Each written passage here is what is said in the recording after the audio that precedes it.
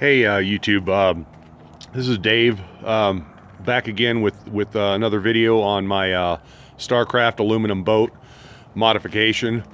As you can see, it's pretty much done.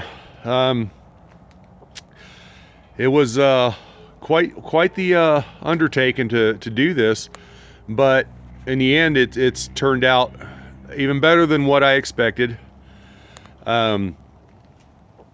As you can see, I've got, if you've watched my previous videos, I've shown this whole process as it's gone along, from, the framing on the underside of it, to, when it was a raw boat, basically just a plain Jane aluminum boat.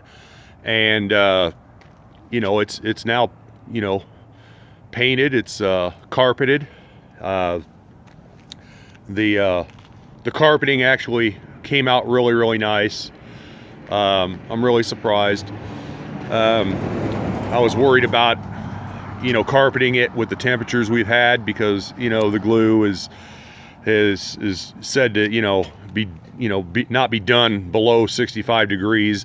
I had a couple of days where I had just above 60, 65 or so, and decided to carpet it, even though it says, well, you got to have it that temperature for a few days after. But that's not going to happen in the wintertime, and I wanted to get this project done, so I went ahead on and did it. The carpet seems to be holding pretty well.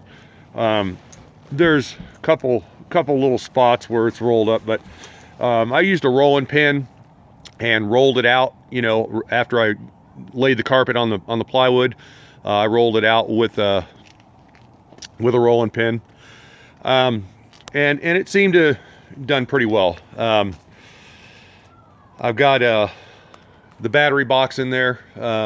It's not nailed down or nothing, but all the wiring's disconnected right now because I'm charging the battery. It didn't want to crank over when I threw the battery in, so I guess just from the cold, it's a brand new battery, but just from sitting, I guess it just discharged enough to not want to turn the motor over. The steering system on this boat installed really well, and that console that I built ended up working out pretty well. I wasn't sure that it was going to work, but as it turned out, it did. And I just had to add some wood to it. I took one of the bench seats that we had that had this wood on it already with the carpet, and I just cut a piece and screwed it onto the back side there. It also gave me a surface to be able to mount my my fire extinguisher pretty easy. These pedestals are brand new pedestals. They'll extend up to, I guess, 17 inches. We probably won't even need to extend that high on this boat, but anyway, that one there for the driver's seat is just a fixed pedestal seat. It's a 7-inch pedestal that's just fixed. I really didn't see a need to have a adjustable seat there. Anyway,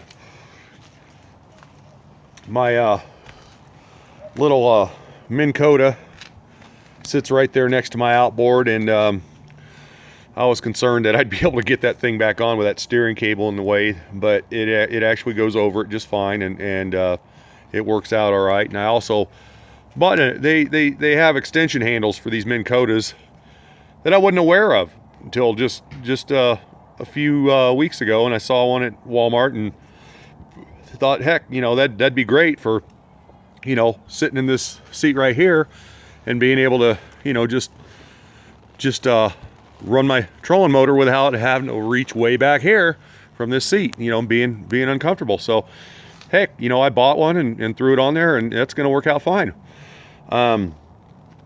My shifter box is all mounted. It was I was kind of worried about how I was going to do this, but you end up having to drill holes. It doesn't really matter if your boat wasn't already fabricated with this stuff on it. You kind of have to fabricate it yourself and do your own thing. I got a couple of toggle switches there for my bilge pump and my running lights.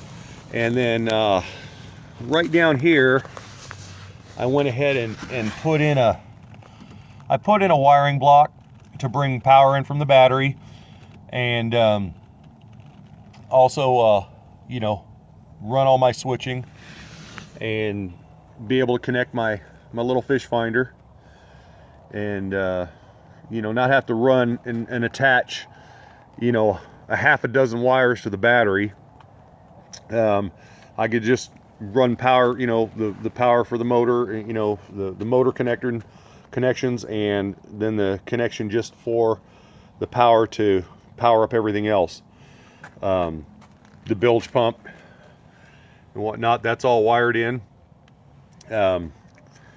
Anyway, this project came out a lot better than what I thought it would. I'm very pleased with it. Anxious to get it out on the lake, which I'll be doing here probably next weekend. This is a step back and take a long shot of this thing. Anyway, very interesting project to work on. I had a lot of fun doing it. And it, you know, I tried to, you know, save money where I could, but you know, ultimately I still ended up putting about $1,000 into this boat. A lot of people question whether that's worth it or not. You know, why not just go buy you a bass boat that's already, you know, already has everything in it. But you know, I'm the kind of person, I like to work on things. I like to create and invent, you know, whatever I can. And I've had this boat, like I said, for about 8 to 9 years. And it was just a fun project to work on. There's still a few things I'm going to do to it, put in some rod holders and whatnot, but you know, that's you know, not real pressing. The bulk of the job is done, and I'm very happy with it. And this steering, like I said, this steering system here, this safety QC rotary steering system, real easy to install. Even if you have an existing system that needs replaced, I would suggest going with this system here. You know, you can order whatever length of cable you need for it, and it is real easy to install. Even in that tight little console that I had built, I was able to get the helm installed and put it together. So I mean, it's a heck of a steering system and real easy to do. So anyway, that's it, and I appreciate you watching. And if you have a project like this you want to work on, you have any questions, give me, you know, ask me, and I'll answer best I can. If you have any comments, please leave them. I'd be interested to hear what you have to say. Thank you.